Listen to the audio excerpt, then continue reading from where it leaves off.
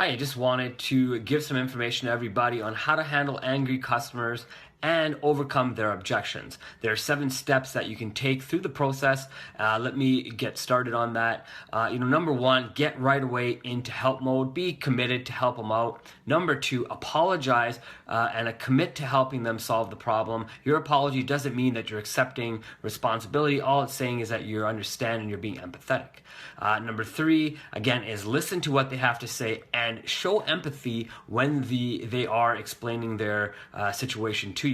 Number 4, confirm that you understand what the problem is and ask if there are any other concerns they haven't reviewed with you. Number 5, ask questions and find solutions to their problem. Number 6, have a polite close. Number 7, remember to follow up with your customer once you have found a solution. I hope these 7 steps help. Have a wonderful day.